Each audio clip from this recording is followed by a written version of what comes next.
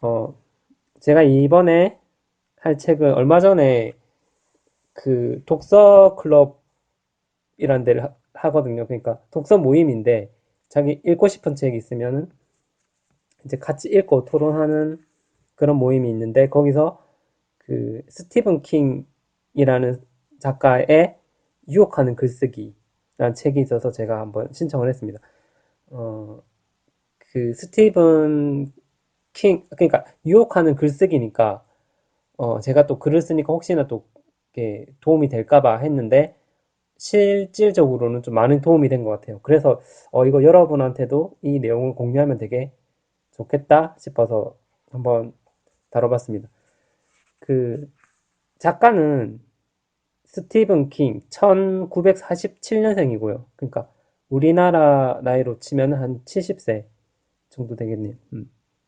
저는 이 사람이 누군지 전혀 몰랐어요. 모르는 상태에서 책을 봤는데 그 책을 읽다 보니까 제가 아는 작품도 나오더라고요. 그러니까 미저리라는 거 있잖아요. 그 영화화돼서 제가 아는데 그 미저리 영화되기 전에 그 원작을 자기가 썼다라고 하더라고요. 그리고 그 쇼생크 탈출 여러분들도 잘 아시죠? 그것도 이 스티븐 킹이 적었다라고 하더라고요. 근데 그 외에도 엄청나게 많은 작품들을 썼고 그게 저는 잘 모르지만 저는 원래 소설을 잘 안 좋아하잖아요. 근데 그 저는 잘 모르지만 스티븐 킹을 좋아하는 사람이 엄청 많더라고요. 국내에서도 많고 또 이 사람이 쓴 책은 대부분 다 우리나라에서도 번역이 되고 세계적으로 이제 번역이 되는 그런 사람이라고 하더라고요. 그 영화화 된 것도 되게 많고 얼마 전에 제가 TV를 딱 켰는데 그 캐리라는 영화가 하고 OCN인가 거기서 하고 있었는데 그것도 알고 보니까 이 스티븐 킹이 원작을 한 내용이더라고요. 그래서 이 사람 되게 유명한 사람이구나. 이거 책을 읽고 나서 알았죠. 여러분 알고 있을지 모르겠네요. 어쨌든 이 책은 글쓰기에 대해서 이제 이야기를 합니다. 뭐 어떻게 글 써야 되느냐를 이야기를 하는데 이게 방식이 자기가 어렸을 적부터 그냥 있었던 일들을 계속 이야기해요. 자기가 어떻게 해서 글쓰기에 관심을 가지게 되었고, 어, 지금까지 이르게 됐는지, 이제 그런 자기의 어떤 삶의 자전적인 에세이 비슷하게 쓰면서 이제 그 과정에서 이제 글을 어떻게 써야 되는지를 확실하게 여러분이 알려주는 그런 뭐 에세이 같은 거죠. 예. 소설은 아니니까 자기 있었던 일들을 썼으니까요. 음, 어쨌든 이제 한번 다뤄보도록 하겠습니다. 네. 처음에는 이제 자기 어렸을 적 이야기가 나오거든요. 그때는 그책 쓰는 거 관련해서는 어, 자기 만화책 같은 것도 되게 좋아하고 어, 그러니까 소설이나 이런 것도 좋아했는데 처음에는 자기가 어떤 창작에 앞서서 모방부터 했다고 하거든요. 그러니까 되게 어릴 적에 10대부터 중학생 그런 시절부터 이 애가 그 창작을 했다라고 하거든요. 되게 빠른 나이죠. 처음에는 이제 만화책에 나오는 그 대사를 공책에 한마디 한마디 이렇게 뺏겨 썼다라고 합니다. 그냥 완전히 그대로 뺏겨 썼어요. 뺏겨 썼는데 조금씩 그 스토리를 비틀어 가지고 어, 자기 스타일대로 약간 바꾸기도 했다. 그렇게 해서 작품을 만들고 예. 그렇게 했다고 합니다. 그리고 그러니까 어린 시절부터 창작을 했다라는 것 자체가 좀 되게 대견한 거죠. 어떻게 만화책에 있는 대사를 조금씩 변형하면서 만들었을까? 어쨌든 창작의 어머니는 역시 또 모방인 것 같습니다. 그리고 그 재밌는 거는 이 얘가 한 고등학교 때 시절에 자기가 만든 책을 또 판매를 하기 시작합니다. 그러니까 제대로 된 책은 아니겠죠. 한 되게 작은 양도 작고 또 완전한 소설의 형태를 띠지는 않았겠죠. 예를 들면 이런 거예요. 어, 자기 그때 고등학교 때 스티븐 킹이 그 선생님들이 있다 아닙니까? 선생님들의 별명 같은 거를 애들이 막 짓고 하잖아요. 이렇게 장난스럽게 그거를 캐릭터를 살려서 뭐 스토리를 막 만들어내는 거죠. 뭐 국어 선생님, 수학 선생님이 뭐 어쩌고 저쩌고 하면서 음, 그렇게 좀 짓궂고 개구쟁이 같은 예, 그런 사람이었는데 걔가 어, 그렇게 소설을 막 쓴 거죠. 예를 들면은 그 예전에 응답하라 1997에서 정은지도 HOT를 대상으로 글을 쓰잖아요. 그거를 뭐 팬픽인가 하여튼 그런 식인데 어, 해도 그렇게 좀 장난기 가득하게 글을 썼다고 합니다. 근데 실제로 그 글이 이제 고등학교 때 자기 친구들 사이에서는 엄청난 인기를 또 끌었다고 해요. 그래서 얘가 음, 그거를 자기가 쓴 거를 양면 인쇄하고 표지도 만들고 그리고 심지어 그 출판사 이름까지도 뭐 VIB 출판사라고 해가지고 Very Important Book 뭐 자기가 그렇게 정했답니다. 그렇게 해서 애들한테 뭐 몇 센트씩 주고 팔았다고 하네. 그게 근데 진짜 너무 인기가 좋아서 자기가 찍어내는 만큼 다 팔렸다. 그렇게 또 기억을 합니다. 근데 당시에 이제 그게 문제가 돼서 고등학교 선생님이 알았나 봐요. 그래가지고 그 책을 다 회수하고 그 애들을 상대로 영리 사업을 한 거잖아요. 그래서 돈도 다 회수를 했다. 그런 추억을 자기가 이야기합니다. 근데 어쨌든 음, 그것도 좀 기발한 생각인 것 같아요. 그 자기가 만든 어떤 거를 갖다가 자기 일단 지인이지만 그래도 판매를 그때부터 했다라는 게 음, 저는 한 번도 어렸을 때 그런 생각 물론 뭐 글도 안 썼겠지만 그 대단한 것 같아요. 어쨌든 하여튼 뭐 그런 어릴 적 이야기들을 합니다. 그리고 음, 이제 뭐 여러 가지 이야기가 나오는데 그 일단은 자기 어렸을 적 고등학교 때 자기가 술을 수학여행 갈 때 처음 마셨다라고 얘기를 하거든요. 근데 그게 성인이 돼서까지도 자기가 술을 좀 많이 마셨대요. 왜냐면은 이런 게 좀 있었죠. 그러니까 되게 위대한 창작자들은 뭔가 음주를 좀 많이 하고 삶의 고뇌를 좀 느끼고 좀 파괴적인 행동, 예를 들어서 뭐 마약 같은 그런 걸 해야지 글이 잘 써진다. 이런 것 때문에 자기도 한때는 술을 되게 많이 마셨다라고 합니다. 그때 미저리라는 소설을 적었을 때도 자기가 거의 술에 쩔어 있을 때 적은 거라고 하거든요. 근데 그래도 스티븐 킹이 되게 좋은 건 뭐냐면 그 창의적인 활동을 하는데 그러니까 술이나 마약 같은 게 관계가 있다라고 하는 생각은 우리 시대가 낳은 터무니없는 통념 가운데 하나일 뿐이다라고 얘기하거든요. 이제 그러한 통념을 뭐 에너스트 헤밍웨이 그 노인과 바다를 쓴 작가죠. 그리고 위대한 개츠비 쓴 피츠제럴드 같은 사람들이 그런 이미지를 만들었다.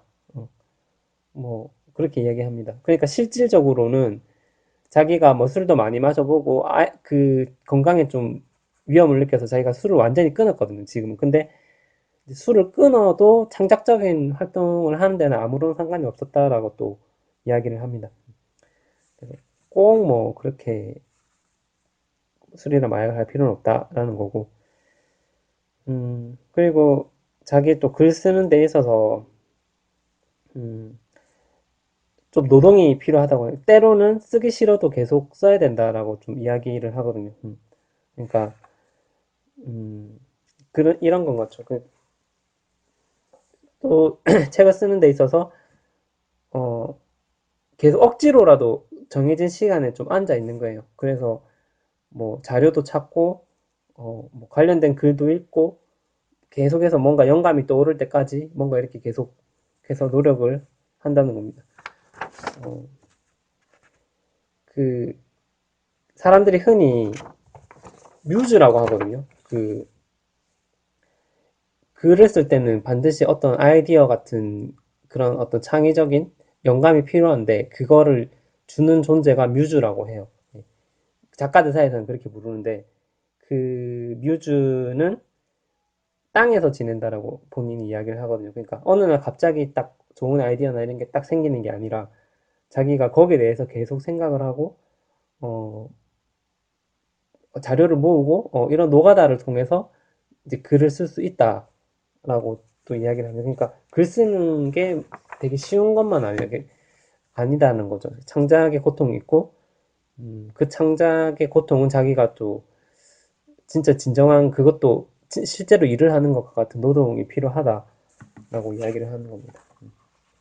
하여튼 뭐 저도 이번에 책을 썼지만, 음, 그 보통 일 아닌 것 같아요. 어떤 사람들은 책 쓰는 게 아무나 쓰는 게 아니다라고 얘기하잖아요. 근데 그 말이 진짜 맞는 것 같습니다. 너무 힘들었어요. 계속해서 생각을 해야 되고 하니까. 어, 어쨌든 이 사람은 그리고 그 이 사람의 하루 일과에 대해서 한번 이야기를 해볼 필요가 있을 것 같아요. 그 이 스티븐 킹은 그 오전에는 주로 이제 오전에 2시간 정도는 확실하게 좀 글을 쓴다고 합니다. 네.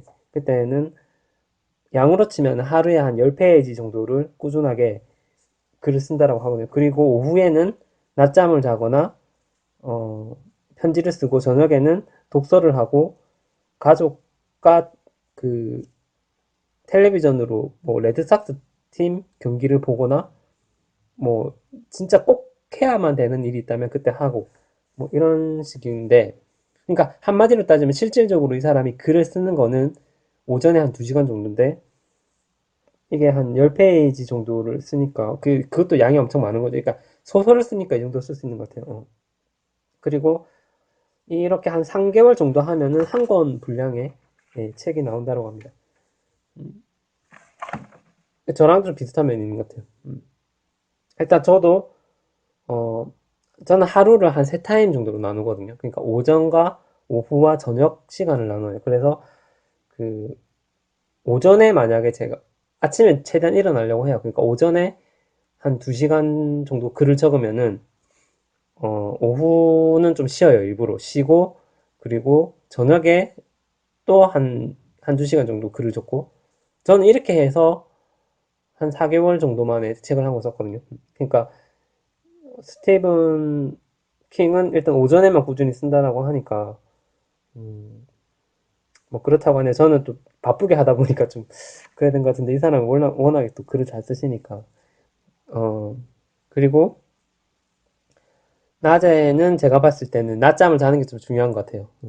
그, 어, 진짜 낮잠을 자야 되는 것 같습니다. 제가 나이가 이제 36살인데 좀 체력에도 한계가 오게 스티븐 킹도 하루 종일 그 애들하고 또 놀라고 하면은 하루에 1시간이라도 낮잠을 자는 거하고 안 자는 거하고 좀 차이가 좀 있다라는 그런 느낌을 좀 받았어요. 어쨌든 저는 오전, 오후, 저녁이면은 이 중에 한 타이밍은 쉬고 오전에 예를 들어서 늦잠을 자면은 오후부터 저녁까지는 좀 글을 쓴다던가 이런 식으로 했던 것 같아요. 근데 중요한 거는 좀 이렇게 꾸준히 하는 게 좀 중요한 것 같아요.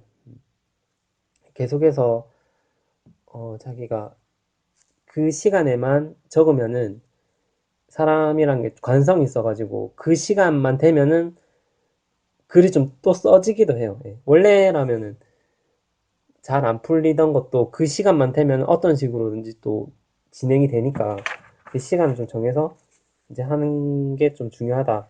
예. 이런 건 것 같아요. 어, 그리고 실질적으로 이 사람이 책을 쓰는 데 있어서 중요한 점을 몇 가지 말을 해줍니다. 우선은 글쓰기에서 정말 심각한 잘못은 낱말을 화려하게 치장하려고 하는 것이다. 그러니까 쉬운 낱말을 쓰면은 어쩐지 좀 창피해서 굳이 어려운 말을 찾는 것이다. 라고 얘기해요. 그러니까 그게 나쁘다는 거죠. 그러니까 굳이 어렵게 쓸 필요가 없는데 뭔가 좀 있어 보이기 위해서 어렵게 쓰고 이제 그렇게 쓸데없는 짓을 하는 사람은 부끄러워해야 마땅하다라고 까지 이야기를 합니다. 그리고 작가는 수동태도 좀 피하라고 해요. 내가 뭐뭐 했다가 아니라 뭐 뭐뭐 되어졌다 뭐 이런 식의 표현은 안 좋다라고 하네요. 뭔가 좀 긴장감이 좀 떨어진다고 해야 되나? 네. 하여튼 그렇고 그리고 또 중요한 게 부사를 없애라고 합니다.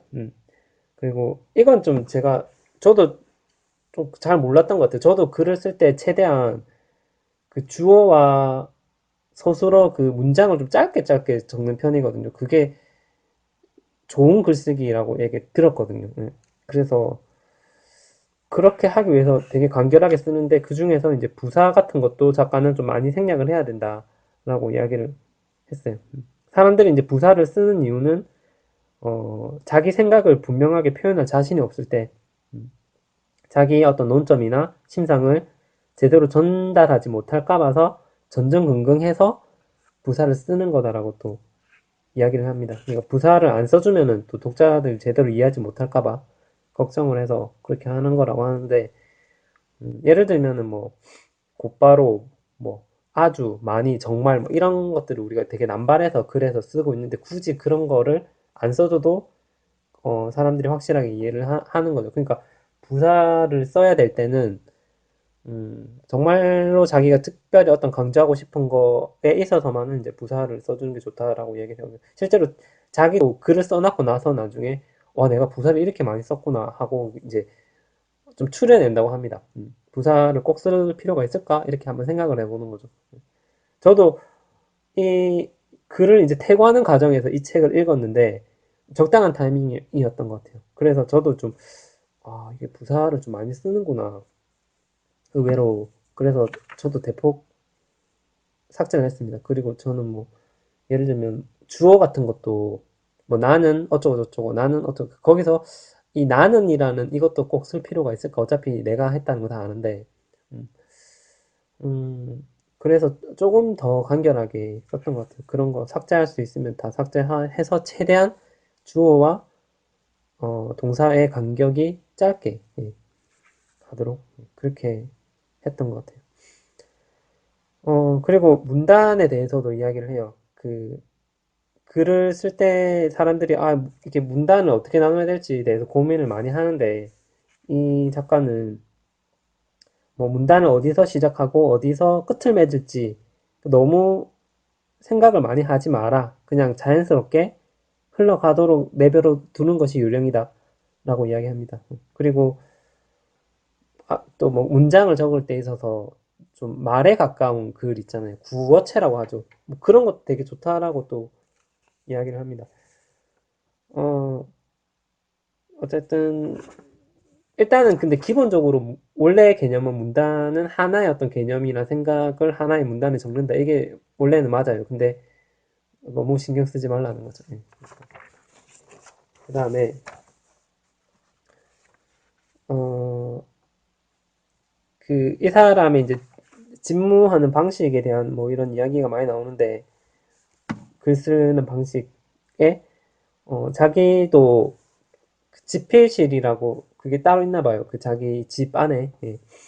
그래서 그 사람 집필실 안에는 책상만 있고 책상에는 컴퓨터가 있겠죠. 컴퓨터 있고 전화도 없고 텔레비전도 없고 비디오 게임도 없고 뭐 아무것도 없대요. 그래서 다른 데 이제 집중을 안 할 수 있는 그런 환경을 만드는 게 좀 중요하다라고 이야기를 합니다. 어, 창문이 있는 경우에는 바깥이 보이는 것이 담벼락이면 몰라도 그렇지 않다면은 그러니까 창문에 자꾸 막 뭔가 신경 쓰이는 게 지나가고 이렇게 하면은 커튼이나 블라인드를 쳐서 확실한 자기만의 어떤 공간에서 이제 글을 쓰는 게 좀 좋다라고 이야기를 하거든요. 저는 글을 도서관에 가서 썼거든요. 네. 왜냐면 집에 있으면 뭐 컴퓨터도 있지만 그 책상 바로 옆에 침대가 있거든요. 그 침대를 보면 자꾸 눕고 싶어가지고. 그래서 도서관에 가면 약간의 어떤 긴장감도 흐르고, 네, 좀 집중도 올라가고. 그러니까 자기만의 공간이 필요할 것 같아요. 그래서, 어, 내가 작가는 방이 필요하고, 그리고 그 문이 필요하고, 그 문을 내가 닫겠다. 그러니까 세상과 소통하지 않겠다. 그 순간만큼은 그런 의지가 좀 필요하다라고 이야기를 합니다. 글을 쓸 때 작가는 주로 이제 하드락을 듣는다고 해요. 음악을 듣고 건센 로지즈나 메탈리카 같은 그런 락을 듣는다고 하는데 이것도 자기는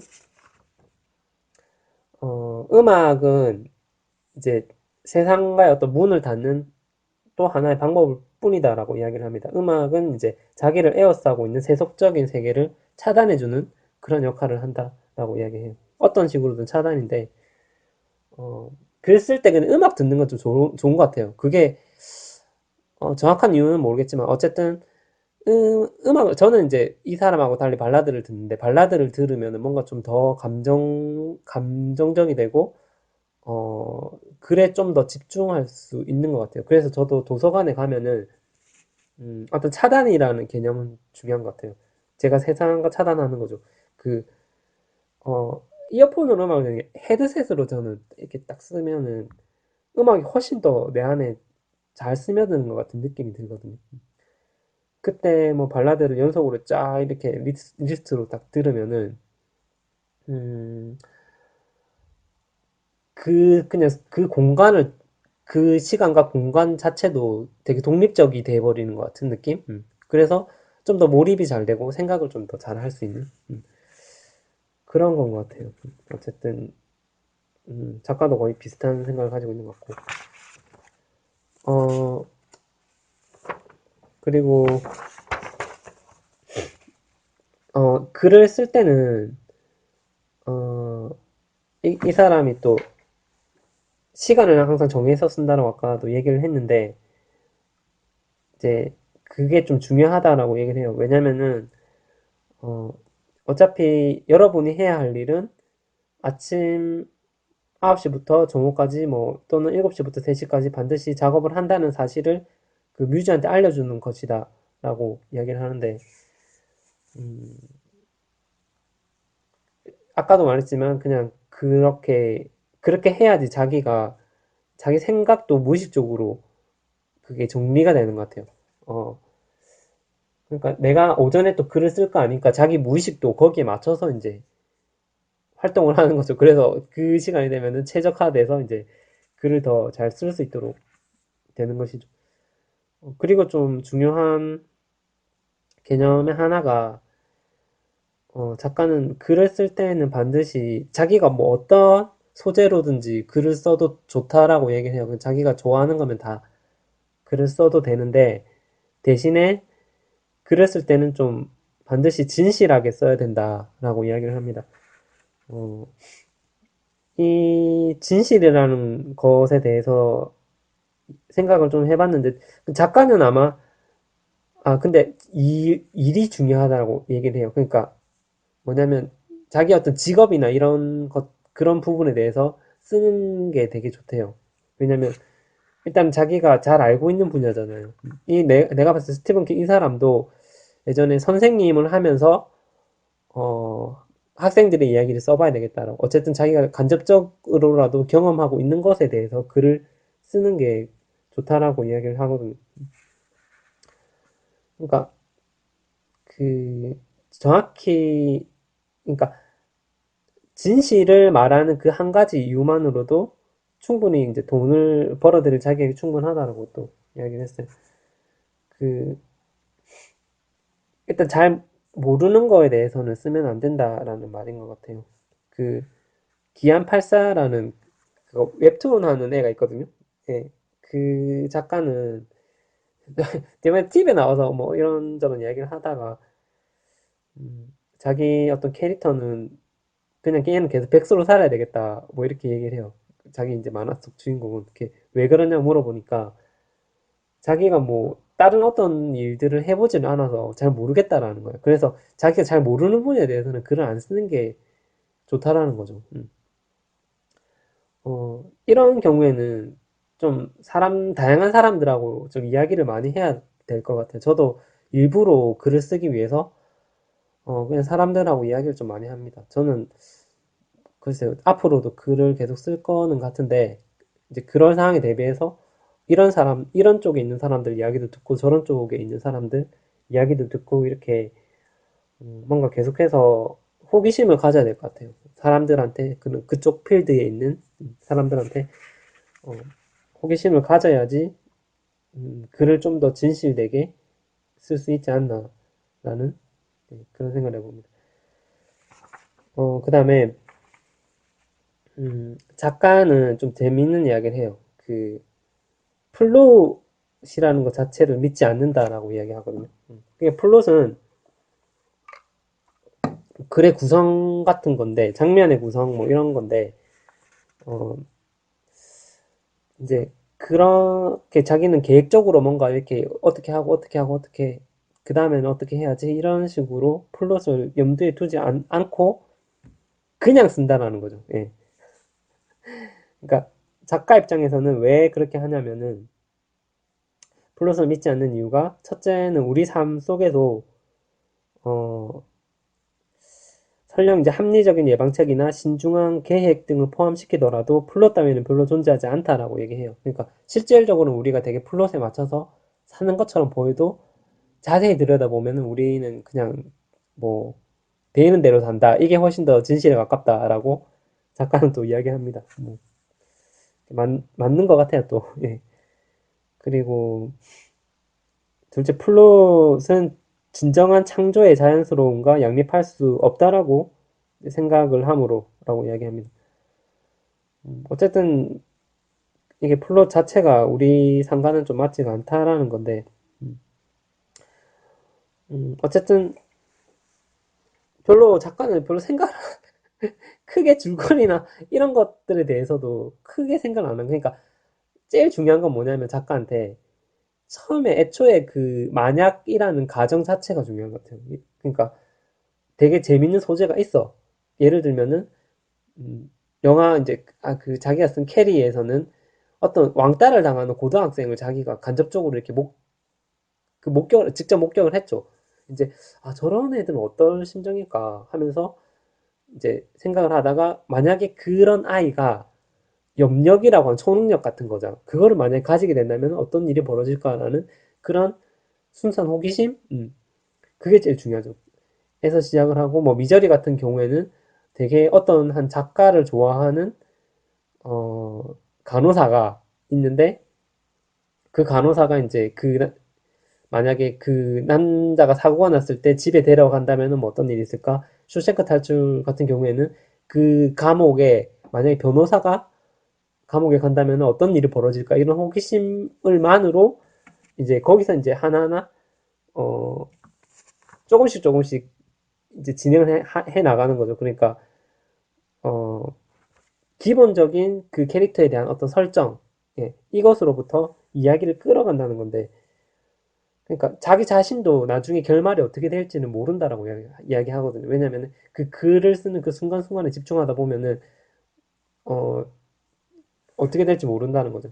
그러니까 근데 이거 처음에 저도 이게 이해가 안 갔는데 어, 저도 나중에 이제 계속 생각을 하니까 좀 이해가 가더라고요. 그러니까 이 사람은 평소에 어떤 글에 대해서 이야기할 때 항상 이렇게 묘사를 하거든요. 그러니까 소설은 이미 존재하고 있으나 아직 발견되지 않는 어떤 세계의 유물이다. 이미 존재하는 것이다. 라고 이야기를 해요. 그러니까, 음, 예를 들어서 뭐 공룡 화석 같은 게 있다라고 치면은 그게 땅속에 이미 있다라는 거죠. 자기가 생각한 그 소설의 줄거리 같은 것도 사실은 자기가 처음부터 구상을 한 게 아니라 이렇게 이미 이 세상에 존재하고 있는 건데 자기가 그거를 발견한 것에 불과하다라고 이야기하는 거죠. 이해가 가십니까? 좀 어려운데, 음, 제가 생각할, 제가 내린 결론은 이거예요. 이 사람은, 글 쓰는 거 자체를 되게 좋아하는구나. 그러니까 그 과정에 되게 심취하다 보니까, 이렇게, 이야기가 어디로 진행될지는 모르지만, 그건 어떤 신에게 맡겨두고 자기는 계속 그냥 글을 쓰는 거죠. 실제로 이 사람은 그, 손으로도 쓰는 것도 되게 좋아한다라고 이야기하거든요. 근데 확실한 건 뭐냐면은 글 쓰는 것 자체를 노동이라 생각 안 한 것 같아요. 사람들은 흔히 와 이거 스토리를 어떻게 진행시켜야 되고 앞으로 결론을 어떻게 내야 되지? 이런 거 너무 신경 많이 쓰고 그것 때문에 스트레스 받아서 글을 못 쓰는데 이 사람은 그 정해진 시간에 꾸준하게 이제 글을 쓴다는 게 하기 싫은데 억지로 하는 게 아니라 충분히 호기심을 가지고 그리고 상상력만 가지고 오로지 캐릭터에 대한 상상력만 가지고 그냥 하다 보면 저절로 이야기가 완성이 되는 스타일인 것 같아요. 그래서 자기가 그거를 찾기까지는 되게 노력을 많이 하는데 어, 그 어떤 창작물에 대한 어떤 건 자기가 건드리지 않는 거죠. 그거는 그냥 말 그대로 뭐 신이 뭐 뮤즈가 알아서 하는 거다라고 해서 자기는 계속해서 글을 쓸 수 있는 원동력이 되고 어, 글 쓰는 것 자체에 대한 호기심을 끝까지 놓지 않게 되고 그런 겁니다. 이게 좀 어렵게 들리는 건데 쉽게 정리하면은 그냥 무조건 지속성 있게 써야 된다. 예. 그게 이제 글 쓰는 사람 입장에서는 제일 중요한 것 같아요. 그리고 이 사람 얘기 들어보면은 그 자기는 어떤 글을 쓸 때 어떤 의미나 상징이나 복선이나 주제, 메시지, 교훈 같은 거를 신경을 안 쓴대요. 어, 그런 것들을 처음부터 의도를 하고 한 게 아니라는 거죠. 그냥 뭐 이걸 감추는 거예요. 그게 있어도 감추는 거고 자기가 원하는 것은 그냥 그 작품이 주는 어떤 울림? 그런 거라고 하는 거예요. 예. 그러니까 어떤 의미 같은 거는 의도는 하지 않았지만 사람들은 생각을 할 수 있게 짐작을 할 수 있겠죠. 아, 저게 무슨 의미일까? 예를 들어서 저희가 뭐 영화 곡성을 보면 여러 가지 상징적인 의미 같은 것들이 있는데 음, 스티븐 킹이 만약에 그런 작품을 썼다라고 하면은 거기에 대해서 의미에 대해서 크게 생각하지 않는다라는 거죠.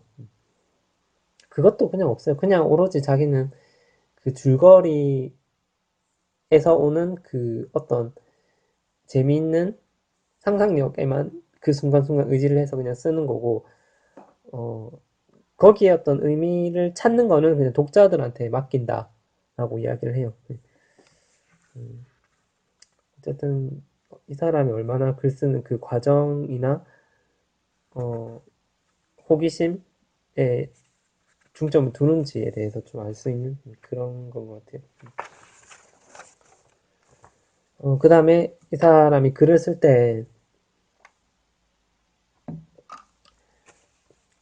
중요한 게 뭐냐면 독자들한테 어떤 내용을 직접적으로 설명하지 말고 그냥 보여주라는 그게 훨씬 더 효과적이다라고 이야기를 하거든요. 예를 들면은 어, 그날 어떤 사람이 마음이 울적해서 자살이라도 하고 싶을 심정이었다라든지 유난히 즐거워 보였다라든지 이런 직접적인 표현은 최대한 피하라고 이야기해요. 그거는 뭐 안 좋대요. 음, 그런 말을 해야 된다면은 이미 실패한 거다라고까지 이야기를 합니다. 예를 들면은 그 미저리에 나오는 그 여자 주인공 있잖아요. 그 사람은 기분을 마치 우울증에 걸렸다 이렇게 이야기하는 게 아니라 지저분한 머리를 하고 묵묵히 앉아서 강박감에 사로잡힌 듯 케이크와 사탕을 정신없이 집어먹는다. 이런 장면을 그냥 보여줌으로써 독자들이 아, 쟤는 지금 좀 상태가 안 좋은 것 같다라는 것을 이렇게 넌지시 이렇게 알 수 있도록 이야기를 하는 겁니다. 소설은 그렇게 써야 된다라고 해요. 근데 그것뿐만 아니라 그냥 모든 글들이 그렇게 써야지 독자들한테 주는 효과가 좋은 것 같아요. 저도 이제 정확히는 그거를 잘 모르는데 저도 한번 생각을 해봤거든요. 왜 이럴까?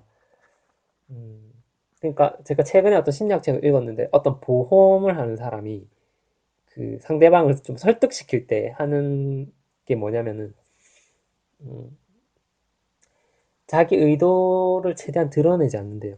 그러니까 이거를 뭐 하면 좋다. 이건 니한테 100% 도움이 될 거다.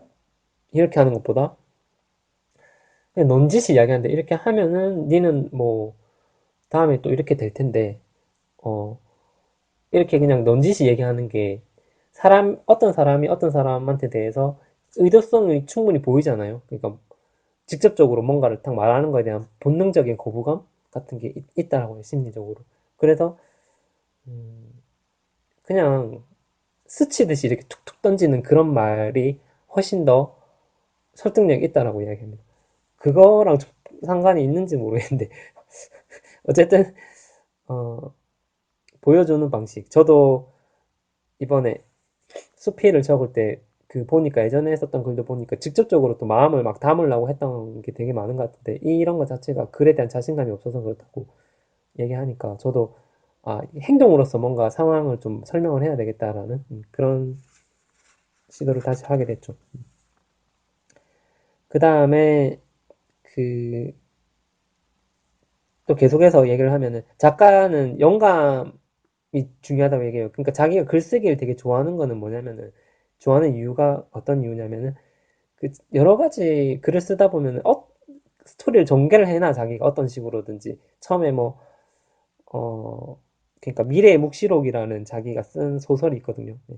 그거는 만약에 그것도 만약으로 시작하죠. 만약에 인류가 치사율 99%의 슈퍼 독감이 이렇게 퍼진다면은 그 미국에 퍼진다면 이게 어떻게 될까라는 그 상상에서 시작해서 적었어요. 그래서 한 500페이지 이상을 적었는데 결말을 어떻게 내야 될지를 모르겠다는 거예요. 너무 그러니까 일을 크게 벌려놔가지고 미국 사람들이 막 대피하고 막 폭발일라고 폭동일라고 막 그렇게 스토리를 전개해놨는데 이게 정리가 안 되는 거라. 그 글을 쓸 때 중요한 게 뭐냐고 하면 또 스티븐 킹이 이렇게 또 이야기합니다. 일관성이 제일 중요하다. 그러니까 처음에 자기가 어떻게 무리하게라도 글을 썼으면 끝에도 이제 거기에 맞춰서 이렇게 글을 써야 된다라고 하는 거죠. 개연성이나 일관성 같은 게 글에 있어서 가장 중요한데 그거를 도저히 너무 크게 벌려놔서 일관성을 못 맞추는 거죠. 이런 상황에서 자기가 어, 그냥 이 소설을 그냥 버릴까라고 생각을 했대요.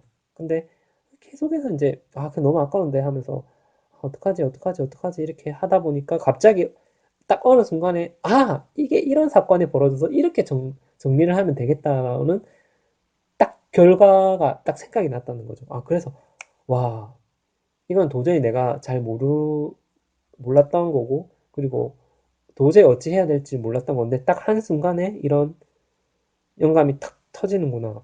그게 자기는 어떤 어, 통찰력의 순간이라고도 하고 누군가는 그런 현상을 가르쳐서 핵심을 찌르는 사고력이라고도 한다고 하고 또 누군가는 그게 초월적인 논리다 라고 이야기를 하는데 음, 그냥 그렇게 딱 찾아오는 그 순간의 짜릿함이 너무 좋아서 자기는 또 글을 쓴다라고 하거든요. 그러니까 살면서 누구나 이제 그런 경험이 있을 거예요. 그러니까 정확하게 너무 어려운 문제들이 많잖아요. 우리가 어떤 일을 해결해야 될 때. 근데 거기에 대해서 자꾸 생각을 해. 근데 도저히 답이 안 나와. 그런데도 포기하지 않고 계속해서 어떻게 하지 이렇게 생각을 하다 보면 어느 순간에 탁 답이 나오는 거. 네. 그런 걸 좀 즐겼다라고 합니다. 실제로도 이 세상은 우리가 생각하는 것만큼 단조롭지가 않잖아요. 그래서 계속해서 자기가 원하고 또 해야 되겠다라는 그런 마음이 있으면 그게 어떤 우주에 닿든지 신에 닿든지 간에 저희한테 해결책을 좀 주시는 것 같아요. 그래서 좀 훌륭한 작가일수록 저는 자기가 얼마나 나약한 존재인지 알 것 같아요. 왜냐면은 진짜 중요한 거는 자기 스스로의 힘으로 되는 게 없기 때문에 갑자기 그렇게 찾아온 영감을 자기 거라고 할 수는 없잖아요. 그래서 작가가 가져야 할 태도에 대해서도 겸손함이죠. 예, 겸손함. 그리고 정말 자기가 하는 건 아무것도 없다. 이런 마음으로 진짜 이미 존재하는 세상의 이야기, 공룡과 같은 화석을 자기는 그냥 발견만 하는 것이다. 예, 이런 태도가 좀 중요하지 않나. 예, 그렇게 생각합니다. 어, 어쨌든 그 오늘 뭐 제가 준비한 거는 거의 다 이야기를 했던 것 같아요. 여러분들한테 글을 쓰실 때 오늘 제가 말씀하신 거 참고하셔가지고 쓰시면 될 것 같아요. 이게 별거는 없을 것 같아요. 네. 어, 어쨌든 오늘 오랜만에 또 이렇게 방송을 하니까 너무 좋고, 앞으로도